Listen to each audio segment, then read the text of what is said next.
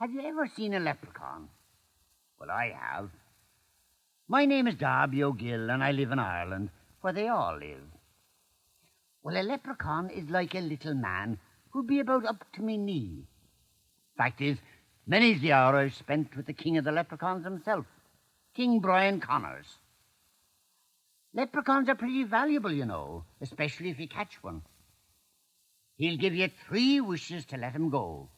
You can wish for gold or health or good crops, but most people wish for a crock of gold. That's what I wished for the first time I met up with King Brian.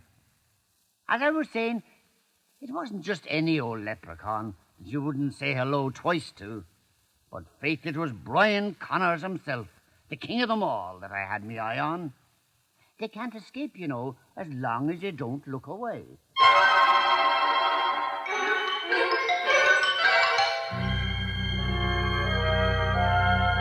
Well, on the night that I saw him, it was dark, and the mountain was covered with mist. The moon was no bigger than the light from a halfpenny candle, but that didn't hide him from me. There he stood under a white thorn bush with an angry little mug on him, and his face as fierce as fire. And before you could rest yourself, I had him. Death alive! He was an angry little man. You murdering spalpeen, you tricky, deceitful, conniving, double-dealing, high-handed... Whoa there, King Brian, me old boyo. I've got you at last. And I'll not let you go until you grant me the favour of 3 grand wishes. Well, maybe we should talk this over. Here, have a pinch of snuff. Oh, no, you don't. And let you blow it into me eyes. Yet I'm on to all your dirty little tricks. No, you've gone too far. You'll get no wishes from me. Either you'll give them to me, or I'll keep you here for a week with me eye on you. Well, we'll wish you wishes and I'll be done with it. I have work to do at home. Don't rush me. Rush you? You mean you'll not wish for a crock of gold? I made that in good time. But what's gold to a man and he too sick or too sad to enjoy it? You're a thinking man. I am. And my first wish is you can give me health. Granted. My second wish is a small little wish indeed, but it means a lot to me. I want a grand big crop of potatoes. Granted. And my third wish is for the crock of gold. Granted. What a fine big crock it is, too. And all those gold guineas mine. Now, what's your 4th wish? A 4th wish? Try me. You'll find I'm the generous man entirely. Then I'll be a generous man. I'd like a crock of gold the size of this one for my good friend Tom Kerrigan, and another for that grand man Paddy Scanlon, and another for that fine doorful of a woman, Molly Malloy. Is that your 4th wish? It is. 3 wishes I'll grant you. 3 great wishes are small, but ask for a 4th wish and you lose them all.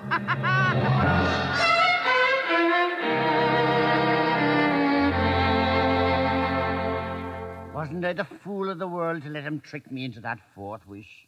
I knew better, too. All my days I've been studying the little people, and I learned myself all about the leprechauns and their friends, the pookas, the animal spirits who live among the ruins on lonely mountains. And I read about the elves and brownies from other lands, too, the kobolds living underground in Germany, the trolls in the big fjords of Norway, the dryads from ancient Greece, and the genies from the Near East. And the more I studied and learned about the strange creatures, the more I wanted to get back to King Brian himself. So I devised a plan to capture King Brian. Oh, it was a sly plan, too.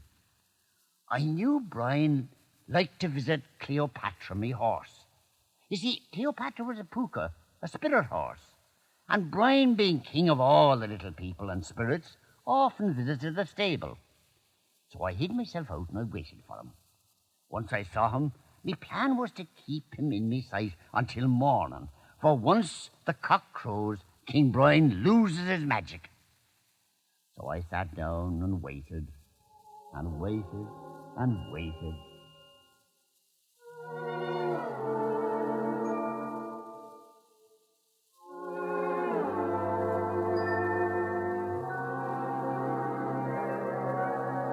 Well, Darby O'Gill. You know, I never expected to meet up with you again. It's an unusual coincidence, isn't it? I just happened to be here in the barn, doing my chores, you know. At night? It's so busy I've been. I've no other time. Ah, well, get on with the job then. I'll talk to Cleopatra. This is such a rare opportunity, King Brian, that I thought we might have a drink from the jug here, for friendship's sake. Oh. Well, now that you mention it, my throat is a bit parched. Then have a cup of me finest. Ah. Health.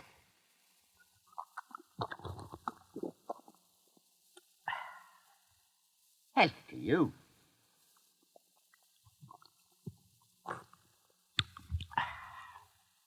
Oh. It drinks cruel easy, it does. Here, Darby, how about a song? Do you know the wishing song? I do not. We'd better not try it then. You have to make it up as you go. I can make up 1,000 songs. All right. Oh, I wish I had time to sing you a song. But when I get started, I sing all night long. I can put a rhyme to that. Oh, singing's no sin and drinking's no crime. If you have one drink only, just one at a time. I wish all the rhymers were like King Brian Connors. When it comes to rhyming, he takes all the honours.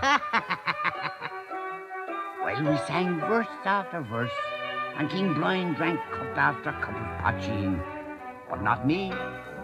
Finally, just before dawn, he said, How many verses have we sung? Plenty. Well, then, here's another. Oh, I'm the Top of the morning to you, me bucko. Why, you wicked old devil. You're blue molded for lack of a beating. You've tricked me. You tricked me. Now I've got to get back to Knocknashiga. Open your door. Jump through it. All right, I will. Ha ha ha. I know you can't work your magic in the day. I've got you now. Why, you murdering, deceitful, blind, staggering old Bullivan. Oh, when my strength comes back, I'll put an elephant's head on you, and you'll crawl on all fours and eat grass that won't nourish you till you shrivel up and die. Whoa, hullabaloo. Oh, good morning, Ginger. Nice kitty. Have you come for your breakfast? Here's a tasty bit that I've no further use for. No, not me. No. Call him off, Darby. Hey, King, why don't you shrivel him up and put a hump on his back? Oh, have mercy, Darby. Oh, spare me, and I'll give you 3 wishes all over again. Do you hear that, Ginger? Go on, wish then. Well, I might wish for a crock of gold, or I might wish for long life, or I might wish for a coach and 4. Granted. I haven't wished any wish yet. I said I might. Well, get on with the real ones then. And since we've had such a grand night, you can have as many as you like. Yeah, that's good of you. 3 wishes you'll give me, big wishes or small. But if I wish a 4th, sure, I'll have none at all. Oh, what's a memory you have, you wicked old Scot. Now, before I can wish, I've got to talk to my daughter, Katie. I wish one wish to protect the other 2. Now, my first wish is this. You'll not fly back to Knocknashiga, but you'll be at my beck and call for a fortnight at least, until I thought of the rest. Why, you thief of the world! Never in 1,000 years has any man taken such an underhanded advantage. Faith, never in 5,000 years have you met so knowledgeable an adversary. Right. I am Brian of Knocknashiga, and never will I... Here, Ginger. No, take the cat away. Do you accept the terms of the first wish? I do. But how will I protect myself while you're making up your mind? Oh, don't worry. I'll take good care of you. I'll just slap you into this potato sack and keep you tied up. Why, you blackguardy old goat! You wicked old devil! Leave me out! And that's how I captured Brian, king of all the little people.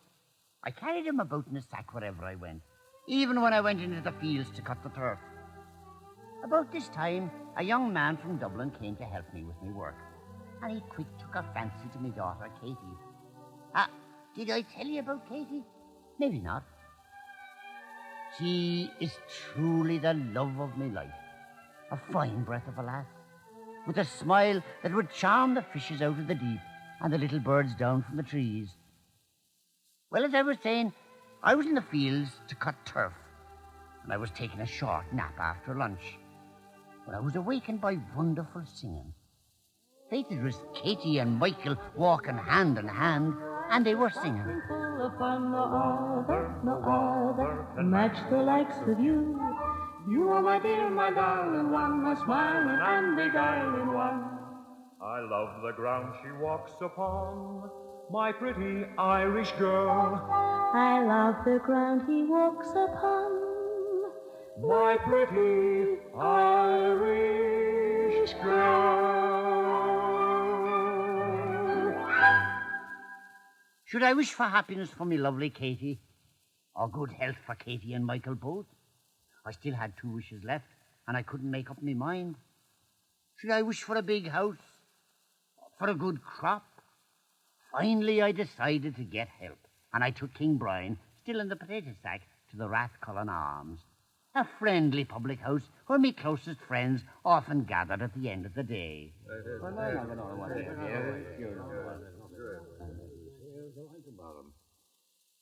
And I tell you, Darby, you moil and meddle with that little king. He'll put the come hither on you and make you his slave forevermore. Am I a babe in arms? You are to the likes of him. 5,000 years old he is, and every year of his life he's learned a new trick. And I've learned 100. Ah, you're mad, mind you. You'll be caught like a rat in a snaptrap. No, I won't have your blood on my head, so don't go wishing any gold for me. It so happens that I have in this here potato sack none other than King Brian himself. Ah, when the sky falls, we'll all catch larks. King Brian is here to make sure my wishes are obeyed. If that's the way it is, give him room. Give him room. Oh, that's a lot of fooster.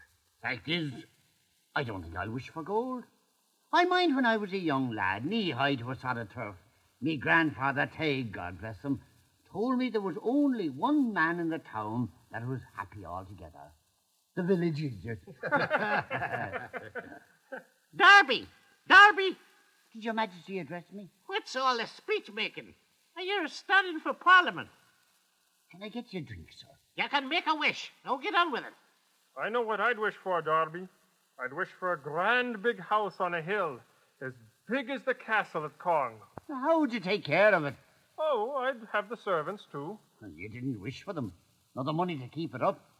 You'd have a house on your hands as big as a church, and you as poor as a church mouse in it. Well, now, did you hear that? Oh, he's got a head on his shoulders like Aristotle.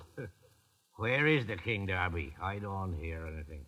He's here in the potato sack. Ah, go on now. There's nothing in there but a rabbit. Rabbit? You don't know beef from a bull's foot. Tom Kerrigan, you know he's in here. I know something's in there, Darby. It's about the size of a rabbit. Don't you hear him talking to me? No. I didn't want to show him yet, but I'll give you the first look. Get ready for a grand surprise. It's no rabbit. Gentlemen, meet His Majesty, King Brian. Well, what's the matter? Oh, it looks like a rabbit to me. What about you, Tom?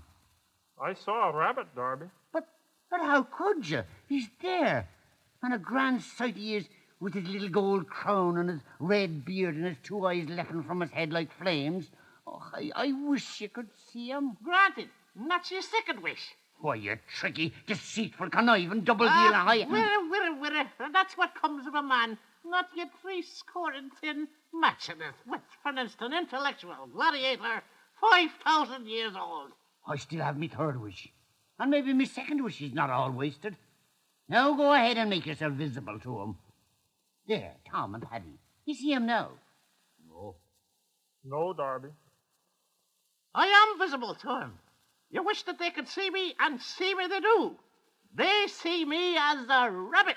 You're a cheat, and you're a liar. Watch out, Darby. There he goes. Oh, Your Majesty. Well, wait, Your Majesty.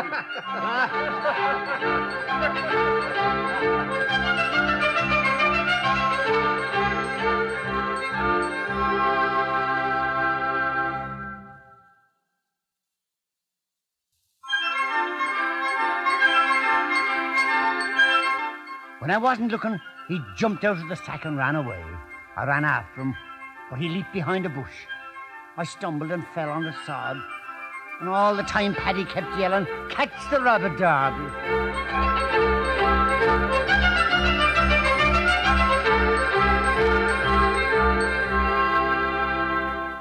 Some people just don't understand. I'd have a go at him yet. I was angry enough to catch him and hang a quarter of him from every beam in the barn. Well, while I was looking for him, he was putting the comither on me, and I didn't realize it until it was too late. Just a few nights later, Cleopatra, my horse, wandered out on the lonely mountain Knocknasheega. I went after her, never thinking that the scheming little heathen would be putting the comither, and it wasn't until the horse came to the ancient castle ruins that she turned, and she changed right before me eyes into a puka. And she reared up terrible high, and I stepped back from her. And I fell down an ancient well. I fell for seemed like months. But I landed in a dark tunnel. Far ahead I could see light and hear music. So I picked myself up and made me way to the light.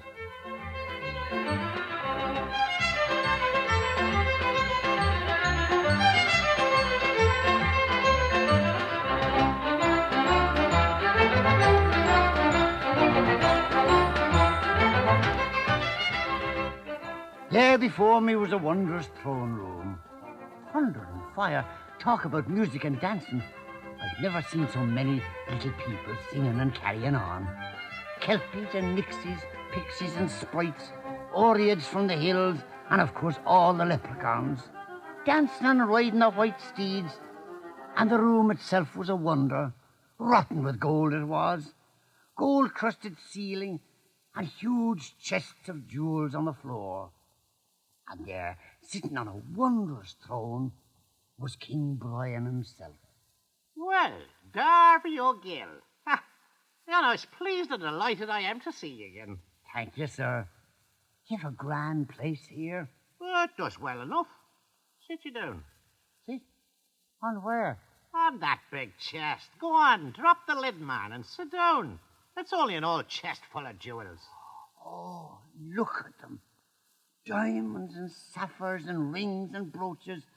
Enough to make every farmer in County Kerry as rich as Midas himself.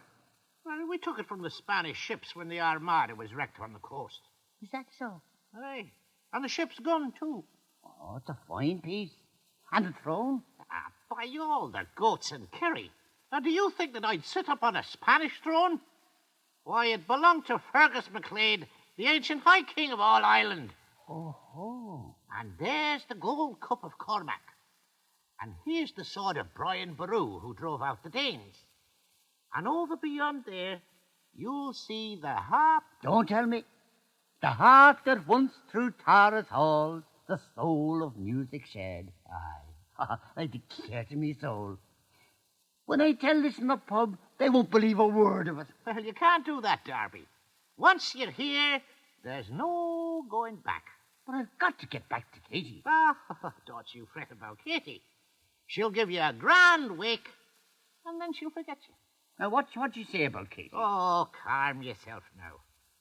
What have I ever done to you? Nothing. Who's to tell stories about you? You do, Darby. Who makes the women mind where they throw their wash water when you and your lads are walking invisible? You do.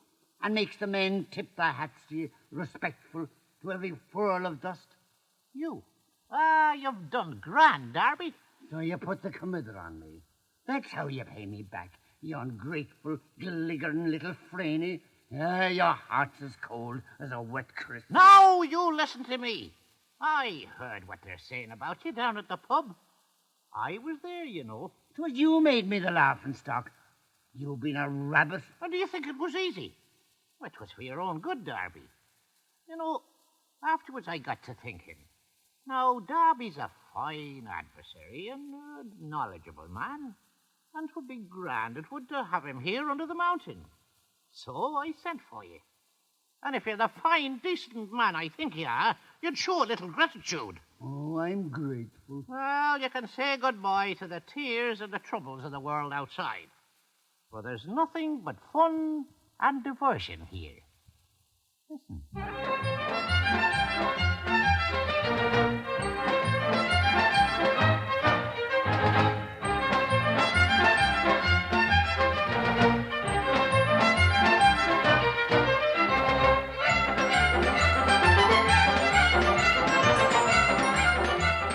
Once I was in the Magic Mountain, I was never to leave, or so said His Majesty King Brian.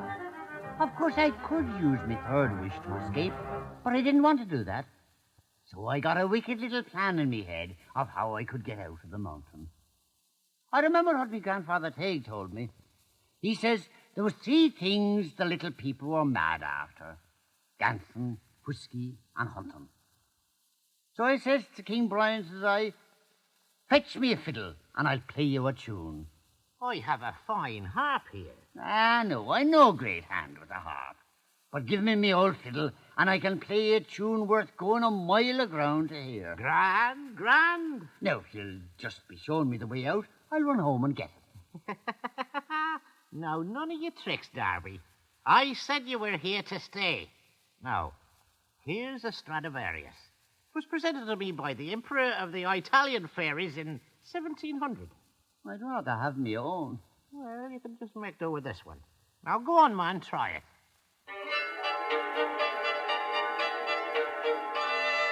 Go ahead. Give us a good tune. My grandfather Teig told me the little people were mad after hunting. Well, he wasn't far wrong. Then I'll play you a fox chase. Ah, the fox chase. Well, first of all, you hear the gathering of the huntsmen, and the hounds the gleilach, and off we go.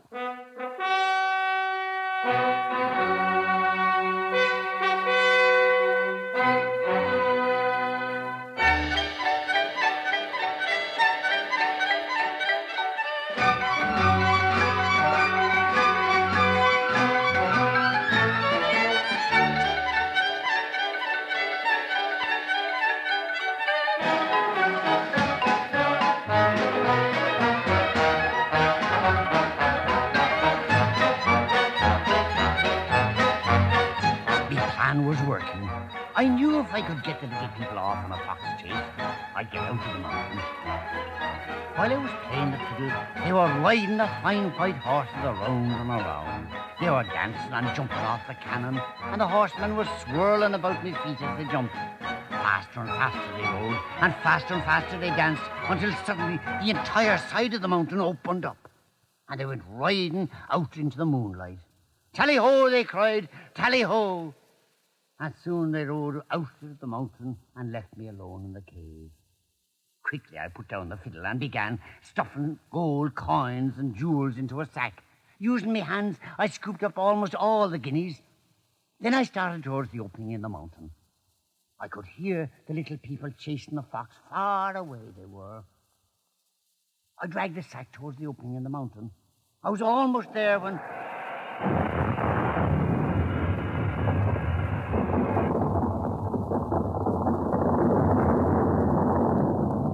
the mountain began closing.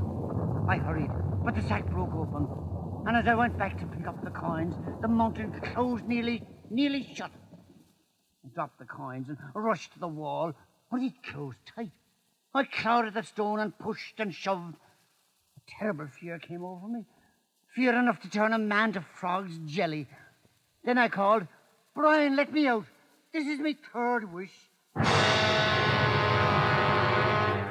And the next thing I knew, I was lying on the ground near the well, and Cleopatra was standing nearby, calmly chewing the tufts of grass growing between the stones. I was cold and aching all over. Then I saw him again, King Brian. You let me down, Darby. I could not deny you the wish. But nobody has ever been inside the mountain before and lived to tell it. You got me there by trickery. Aye, and you nearly got out by trickery. Darby, you're not long for this world. Your Majesty, you wouldn't call the powers of darkness. 'Tis out of my power. Already they're on their way.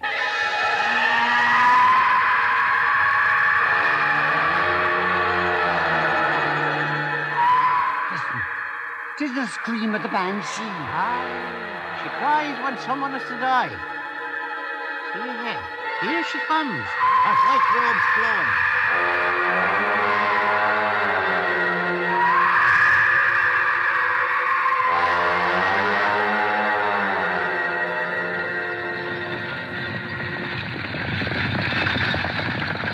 And behind her, the Costa Bower, the death coach, drawn by 6 black horses and driven by a coachman with no head.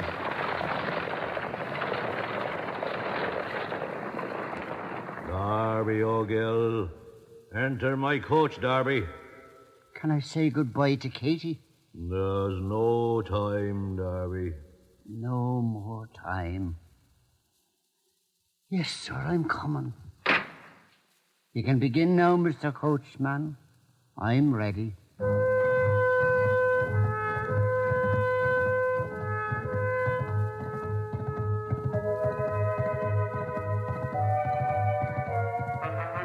As I rode away in the black coach of death, suddenly King Brian appeared beside me. Darby?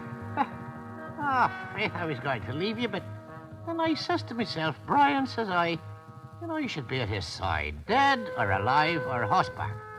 Well, then, the truth of it is, I'm glad to see you. Darby, me boy, we had great sport together. We did.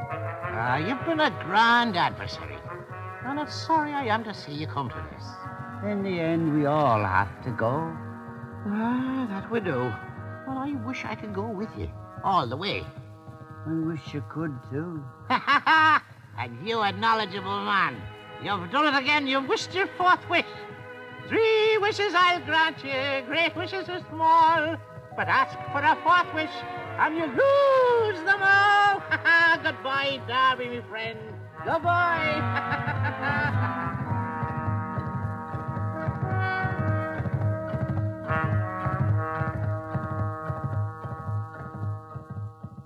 He tricked me out of the death coach. And a greater favour no one could do for a man. They say I've seen the last of him, but I wouldn't make book on it. They won't have him up in heaven. He's a fallen angel, you know, and the devil himself couldn't hold him if he had him on his fork. Many of you may not believe what I've told you, but it's true, every word. Listen yourselves some darksome night, and you'll hear them, the little people, dancing and chasing foxes. Listen closely. Maybe you can hear them now.